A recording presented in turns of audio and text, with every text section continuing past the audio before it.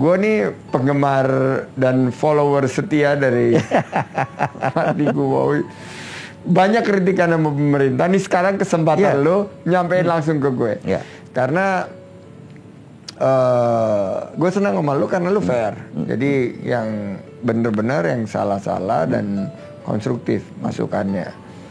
Dan kalau bilang apa kebijakan kita ini ada yang sontoloyo, ya memang harus dikritisi dan harus diperbaiki gitu. Nah, masukan dari Bosman buat kami di pemerintah. Top 5 inputs. 5 masukan Bosman buat 2022. Oke, jadi kita nggak anti vaksin, tapi kita pro antibodi tinggi. Jadi kita kalau bisa anak-anak yang di bawah 12 tahun dites antibodinya.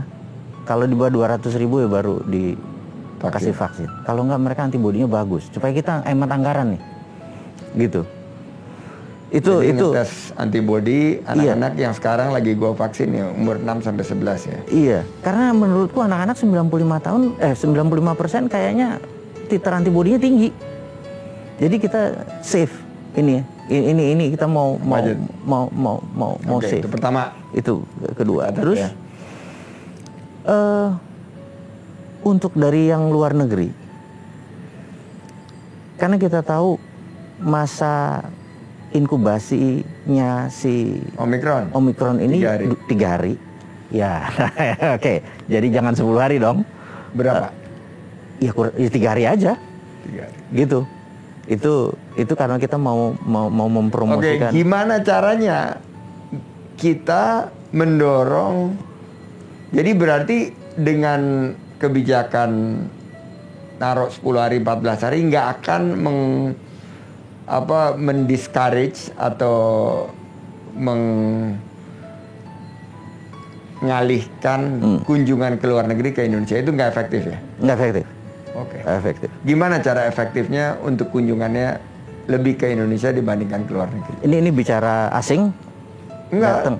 Indonesia kan kita ngomong apa yang ada di dalam negeri dulu, kayak China aja kan. China kan 28 hari. Jadi kita pengen Indonesia for Indonesia. Ya, insular economies kita kan gede. Kemungkinan kita bisa survive aja udah. Nggak ada wisatawan asing, jeblok 1 juta. Ekonomi kita masih tumbuh 5%. Jadi untuk dalam negeri hilangkan PCR. Untuk dalam negeri hilangkan PCR. Nggak ada PCR, antigen aja. Udah kan? Sekarang masih ada PCR 3 hari segala. Oh, karena Omikron ini. Karena Omikron ini. Oke. Di antigen. Antigen aja ya? Di antigen aja. Oke, jadi yang untuk karantina balik ke 3 hari. Balik ke 3 hari. Dalam negeri PCR dihilangin, digantiin antigen. Antigen aja gitu. Jadi antigen cukup fair gitu ya. Memang cukup fair dan itu bisa dengan Lindungi Peduli cepat sekali. Ini kita udah nggak sabar pengen apa ya? Ya protokol ini tetap ya.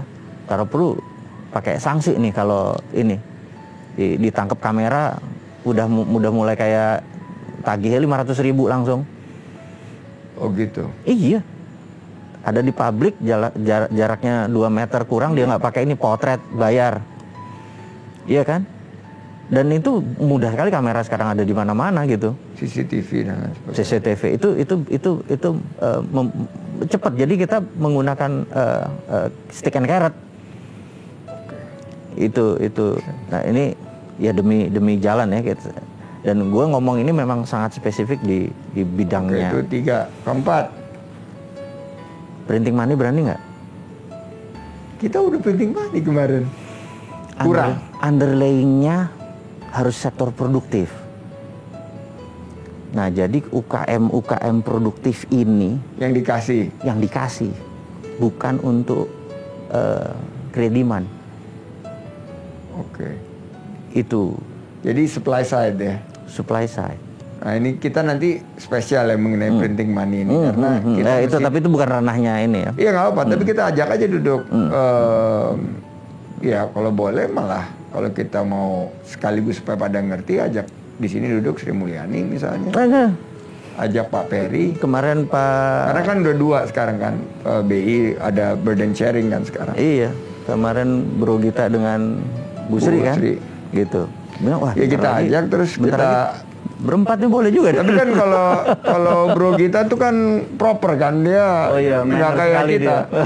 Kita kan acak aduk. Kalau kita kan dari anak jalanan, pengusaha. Dia kalau bro kita Harvard bro. Sekali lagi ini kan related dengan kita punya ini. Yang gue pengen nih, ini mungkin nggak ada, bukan mengkritik, tapi ini minta mengambil momen. Mungkin bukan nomor 5 jadinya, mungkin 4 aja. Ini mau ambil momen nih begini. Yuk kita bareng-bareng. Kita tahu bahwa G20 di bulan Oktober itu adalah kita ambil sebagai moment of greatness pariwisata internasional ke Indonesia. Ini moment of greatness karena di hari itu 20 kepala negara hadir beserta organisasi di negara tersebut datang di Nusa Dua. Itu kan Oktober. Novembernya harusnya meledak. Dan itu terus nggak akan pernah slow down. Dan nomor 1, gue lupa. Congratulations, you've been 1 years di posisi ini, gitu ya. Dan waktu itu, kenapa congratulations? Karena posisinya lose situation sebenarnya. Bukan win-lose loh, bukan win-win. Your position waktu ngambil itu kan lose-lose. Iya. Ya, COVID lah, ya anggaran nggak ada lah, bener nggak? Dan lain sebagainya, terus asing nggak bisa masuk, lokal nggak bisa jalan. Jadi, oke, itu udah terjadi. Tapi kapan kita mengambil momen take off-nya nih? Jadi sekaliannya kita propose ke pemerintah nih. Yuk kita bareng-bareng ngerapihin dari mulai Januari sampai September. Kita ngerapihin untuk kedatangan orang-orang asing di Indonesia mulai November itu kan meledak terus gitu. Nah, ini jangan sampai miss. Jadi anggap aja kalau di dunia terkenal dengan single day kan, 11.11. Itu Harbol dunia, hari belanja online dunia. Harbol Dun. Jadi kita hari tahu bahwa belanja online dunia. Si Alibaba ini di Tiongkok ini punya yang single day. Itu adalah tadinya mau pampers orang-orang yang jomblo, yang single. Di Pampers nih gue kasih murah barang-barang dan lain sebagainya, promo. Ternyata satu hari pada saat hari itu dia bisa $50 billion one day. Indonesia niruin 12-12 sebagai Harbolnas. Kemarin hampir berapa? 15 triliun ya, 15. Gitu. Itu ya, itu. Dan ini kan kayak kalau dulu Thanksgiving kan ya. Yes. Jadi apa tuh? Ya, antara Thanksgiving sama ya, ada Boxing Day lah apalah dia ya. Ini ya nah, kita mau ngambil sebagai moment of greatness pariwisata. Jadi kalau ada di Indonesia aja, untuk orang Indonesia, sekarang ada ke Indonesia aja, dari luar ke dalam.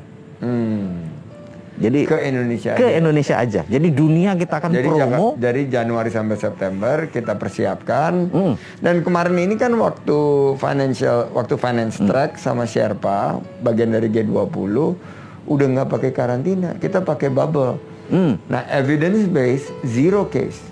Iya kan? Apalagi evidence nanti based zero case. Nah, berarti kita bisa perluas kan sistem bubble ini. Betul. Malah nggak perlu 3 hari karantina. Oh, kalau iya, berarti kan kalau misalnya ini bisa 1, 2, 300 orang kan, dengan konsep yang sama kita bisa perluas menjadi kembali lagi ke, ya mungkin nggak 16 juta kayak tahun 2019, tapi mungkin bisa 8 juta, tapi good quality turis yang ke Indonesia aja itu belanja, itu length of stay-nya lama, terus dapat experience dan memori yang mengesankan gitu. Kemarin kita ngomong sama brother kita,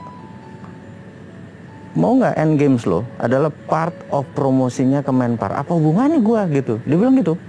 Gini bro, pada saat momen tadi September kita ini promosi, kan Desember Oktober G20 datang. Program-programnya apa? Gimana kalau end game seorang Gita Wirjawan menginterview 3 Nobel laureate di bidang ekonomi? Ada Paul Krugman gitu kan? Kalau perlu promotor MMT gue si Michael Hudson tentang people economy, modern monetary theory. Begitu datang itu menteri dari ASEAN semua datang, karena 3 Nobel laureate, belum pernah dalam sejarah 3 Nobel laureate ekonomi duduk di interview gitu ya. Di Bali gitu. Di Bali itu world class kayak gini gitu. Jadi bukan sekedar diterusin ini program setelah G20 itu diterusin gitu. Terus 6 bulan kemudian panggillah 3 rebel bilioner, panggil teman dia Tony Fernandez, Elon Musk, whoever tuh, Richard Branson, siapa itu gitu ya, di interview. Jadi orang akan nengok, Indonesia ini udah mulai mendatangkan yang begini-beginian. Terus misalnya di Juni 2023 MU lawan Real Madrid di Senayannya atau di Pak Anies punya mainan baru itu, JIS gitu ya. Itu Singapura datang, Filipina datang mau lihat gitu. Nah, tapi ini bukan sport event, ini adalah sport tourism gitu. Bukan dibuat PSSI, maaf, bukan ini PSSI, tapi dibuat entertain. Dan itu satu seri bener-bener yang gue pikir program ke Indonesia aja ini ya bener-bener momen gitu ya. Karena ini gue mau lompat sedikit, karena begitu September 2023 pada saat nama calon presiden masuk, habis itu udah Lemdak. Lemdak kan? Lemdak itu pada saat Pak Jokowi sudah selesai, misalnya gue gitu ya, jadi terpilih tapi belum dilantik gitu ya. Sebelum lu dilantik ya. Itu Lemdak gitu ya, bos. September itu udah mulai politik gaduh gitu ya. Nah, tetapi kita momen pariwisata ini udah langsung otopilot. Nah, gitu ya. Gua tuh pengen memisahkan unsur politik sama ekonomi di Indonesia. Karena kedewasaan sebuah negara itu memang terpisah. 7 sendi pemerintahan itu, ekonomi, politik, sosial, budaya itu terpisah. Kalau kita ini 80% terlalu politik. Nah, sementara kalau kita di Jepang menterinya ganti 3 tahun ini, menterinya siapa ya? Karena menteri adalah jabatan politik.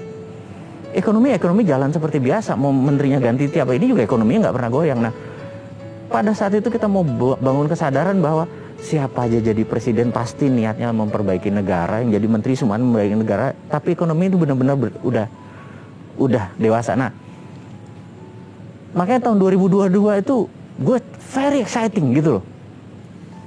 Dan gue lihat yang bisa mengekspresikan ini cuman Kemenparekraf, karena ada kata-kata kreatif tadi tuh. Ekonomi kreatif. Thank you banget, kita sudah hampir sejam ngobrol nonstop. Jadi gue simpulkan ada 4. Pertama, ekonomi 2022 itu kebangkitan. Setuju. Dan salah satunya adalah lokomotifnya pariwisata dan ekonomi kreatif. Tapi ini bakal banyak lapangan kerja tercipta karena Januari sampai September kita persiapkan, kita kembangkan ide-ide baru tadi. Betul. Termasuk Endgame, termasuk persiapan World Tourism Day. Kita perluas peluang bagi generasi muda, apalagi yang ingin jadi pengusaha. Terus saya minta ada challenge dari Kemenpar untuk anak-anak yang berwisata dan berpariwisata yang tertinggi bulanan. Boleh. Viewernya. Itu kita buat viewersnya supaya bagian pemasaran kita juga berubah.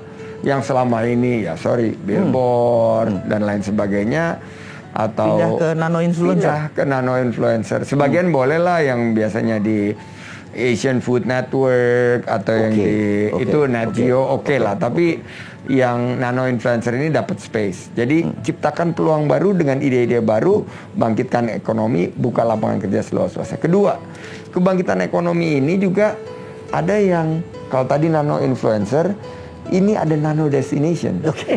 Nano destination ini namanya desa wisata. Itu jadi Galasin, main engklek dan segala macam itu dihidupin di desa. Dihidupin. Gue kemarin bikin konten di Wairebo yang nonton 4 juta bro. Itu cuman klok loncat-loncat gitu. 4 juta. Gue ngeliat. Nah, jadi ada nano influencer, ada nano destinations. Kita jadiin ini nano destinations tujuannya itu menghasilkan destinasi berkelas dunia, pariwisata yang berkeadilan, membuka peluang untuk kita bangkit dan berkelanjutan. Jadi sustainability tadi yang gue ngomong, unstoppable train sustainability itu akan jadi salah satu core untuk kita kebangkitan dan ditopang oleh ekonomi digital dan produk kreatif. Jadi ekonomi digital itu yang tadi mau ngomong mengenai metaverse segala macam, ekonomi kreatif itu akan menjadi fondasi sekaligus pilarnya. ketiga menurut gua, kita tuh mesti lebih peka terhadap apa yang jadi kebutuhan rakyat. Ya. Lu sekarang kan udah turun, udah ngeliat gitu. Iya. Rakyat sekarang udah nggak kayak dulu. Iya. Dia udah punya kemauannya sendiri, dan kemauan sendiri sekarang mereka ingin ekonomi kerakyatan. Contohnya, kenapa tadi Dinaran? Dan kalau bicara mengenai Santara dari segi UMKM, karena ekonomi kerakyatan ini lebih menjangkau dan lebih berkeadilan. Betul. Lebih bisa merata gitu loh. Dan UMKM kalau tadi supply side untuk printing money, sebetulnya tanpa gue ini kelihatannya make sense dengan memahami kebutuhan rakyat. UMKM yang selama ini belum dapat bisa dijangkau dengan program. Dan terakhir 2022 ini kita mesti betul-betul geraknya cepat. Yang itu cek. Karena semuanya bergerak dengan cepat. Kita harus hadir dengan ketegasan. Dan pemerintah memasuki mau karena waktunya nggak banyak, 2023 udah political cycle lagi. Betul. Kita harus hadir dengan tegas, gerak cepat, karena tantangannya udah di depan mata. Yes.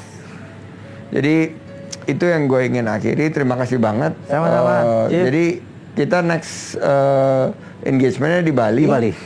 Sama teman-teman dari pelaku industri di sana untuk kebangkitan, dan see you dalam 1-2 bulan ke depan. Tetap semangat.